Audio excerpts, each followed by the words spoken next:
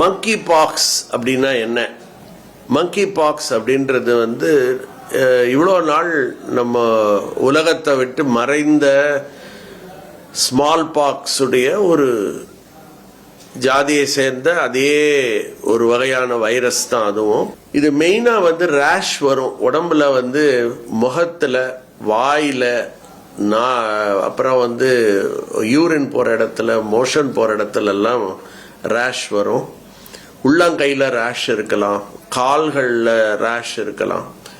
ஒரு சாதாரண ஒரு சின்ன வீக்கம் மாதிரி ஒரு சின்ன பஸ்டியூலாக மாறும். So small box, chicken box எல்லாம் எப்படி இருக்கும்னு தெரியும், இப்போ நிறைய பேர் பார்த்துருப்பீங்க. அதே மாதிரி தான் வரும். அதில் பஸ் வச்சிடலாம். அதுதான் ஏர்லியஸ்ட் சைன். ஃபீவர் வரும். ஃபீவர் பார்த்தீங்கன்னா எனி வைரல் ஃபீவரில் என்ன இருக்கும்?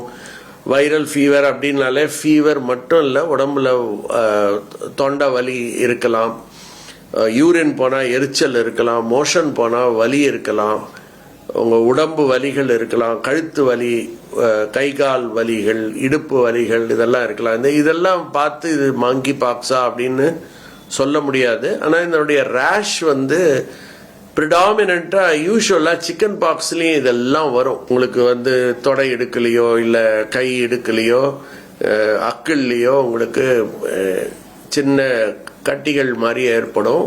நெறி கட்டிகள்னா லிம்படினோபத்தின்னு சொல்லுவோம். இது தவிர வேற கிளியர் சிம்டம்ஸ்ன்னு எதுவும் கிடையாது. சரி, அப்படி இது மாதிரி ஒருத்தருக்கு வந்ததுன்னா நம்மளுக்கு எப்படி பரவும் அப்படின்னு பார்த்தீங்கன்னா, பெரும்பாலும் இத மாதிரி பாதிக்கப்பட்டவங்களை தொடர்றதுனால பரவறதுக்கு வாய்ப்பு இருக்கு.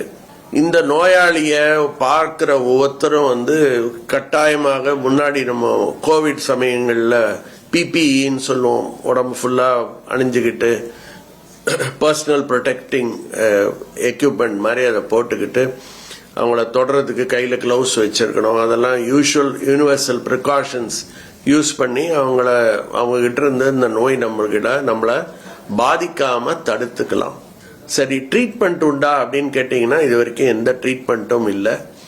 ஸ்மால் பாக்ஸுக்கு வேக்சினேஷன் கொடுத்த மாதிரி இதுக்கும் வேக்சினேஷன் வந்திருக்குன்னு சொல்றாங்க.